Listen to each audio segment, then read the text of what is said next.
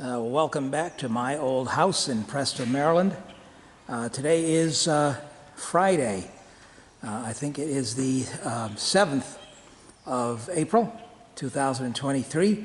And as you can see, the pole building is essentially complete as far as its overall construction is concerned, the building, the slab, and so forth.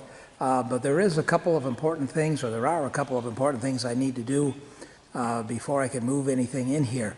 One is because the roof or the ceiling is all metal, when there is moisture inside the air in the building and it's warmer than the outside, it'll rise. And that humid air will rise up to the underside of the metal on the roof.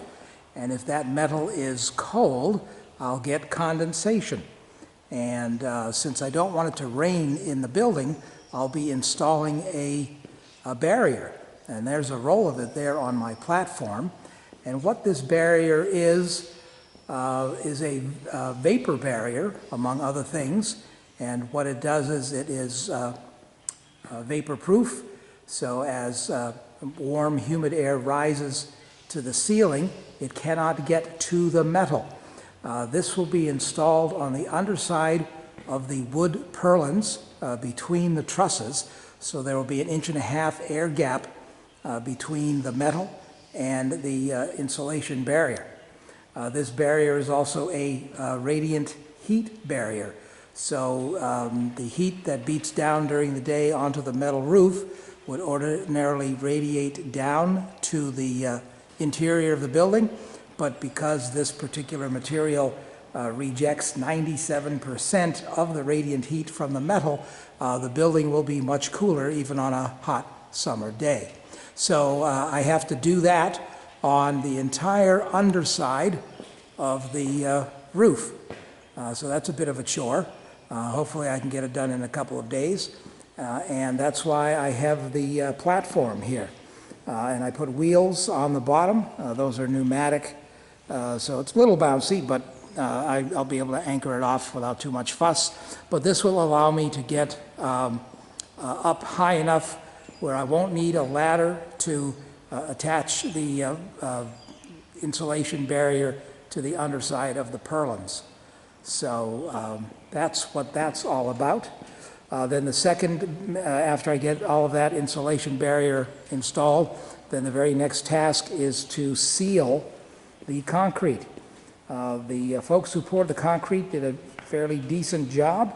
They spent hours with a power trowel finishing the surface, so the surface is very smooth and fairly dense. And in order to improve that and to keep the concrete from dusting, I have some concrete sealer here. This is what they call a densifier and water barrier. So it'll give me a little water prevention if I spill something on the floor, and it'll make the very top surface, it actually absorbs into the top surface of the concrete to make it a little harder than it already is. So the roof insulation, a couple of days, and then the sealer. And the sealer cannot be applied until the slab has cured, which is about 8 days from today. So hopefully I can get the barrier up and then give a final cleaning of the floor, a little damp mop, vacuum, etc., so that the floor surface is nice and clean, and then apply the sealer. The sealer gets applied with a garden sprayer, and then let it dry for 24 hours, and then I'm good to inhabit the building as far as all my stuff is concerned, which is something I will do the second half of April. Get all the stuff that I have in storage, and I will clutter this brand new building up so you'd never know that it was new. It'll look like it's been here for years. Anyway, that's what's going on with the pole building. And the other day, I tore down a chimney in the attic, and that's what all these bricks are here. The bricks are old as the house at least, so they're on the order of more than 130 years old, just regular red clay brick. And what I'm doing with them is I am cleaning off all of the mortar that was stuck to it. Comes off pretty easy with a wide brick set chisel. And I think by the time I'm done, I will have, as far as whole bricks are concerned, I will probably have about 250 bricks. And then I'll use those later for a project because the bricks are nice and rustic. I think it'll make a nice looking barbecue setup. These bricks over here in this small pile, these are ones that have been culled that are broken. So these are pieces. I don't know if I'm going to save some of them. I may save some if they are more than half a brick long. So I have to go through the rest of these maybe today and get them all neatly piled, see what I'm going to keep as far as the broken ones is concerned. And then I'm left with a rubble pile, and that'll eventually go to the county landfill, where I will not be charged because they use the solid, dense rubble like bricks, like concrete without any steel in it, like stone, like pavers. Use that for fill when they make roads. So that's what's going on out here in the backyard with the bricks. In addition, I have been working on taking out the old windows. I may have discussed this before. The porch windows here on the first floor of the porch, because remember the second floor of the porch has been torn off and a new roof is set up. So here are the old windows here, and these are double hung with sash weights and so forth.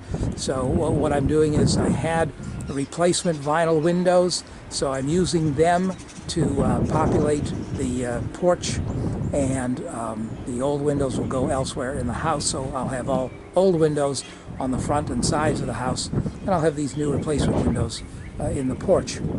As you can see, I've been able to apply house wrap and get the windows configured and installed, and I reclaimed the old trim, which is what they call 5/4. It's just over an inch thick, and I was able to clean it up, patch it up, and reuse it, because if I had to trim this out in either all new wood or all new PVC, it would cost between $500 and $1,000 just for the trim, which is something that's not necessary given that I have the old trim to use. So I've got 6 of these windows installed, and here on the back side, and then here on one side of the porch. So that's all been, the windows had to reframe to make the opening, the rough opening, a little bit smaller, and then fit the windows in, screw the windows in, and one of the bugaboos was the sheathing that's on the building is diagonal boards, and of course where I had to reframe, there was no sheathing, so I took some old floorboards from in the house and cut them down as needed in order to fill in where I made the frame rough opening and applied the floorboards as sheathing, so that the old sheathing and the floorboard sheathing are at the same plane. And then I was able to use the flashing tape at the sill and then the house wrap and get the windows to fit in. And we've had a couple of rain storms, well, a thunderstorm and some rain, and so far so good. They've all been caulked around, and then when the siding goes on, they'll get caulked again where the siding abuts the trim. So I wanted to use that trim because that's going to be in keeping with the trim on the original windows on the house when I get them all restored and get this siding all restored as well. So that's what's going on the outside. Next video we'll take a look at in the attic where the chimney came down.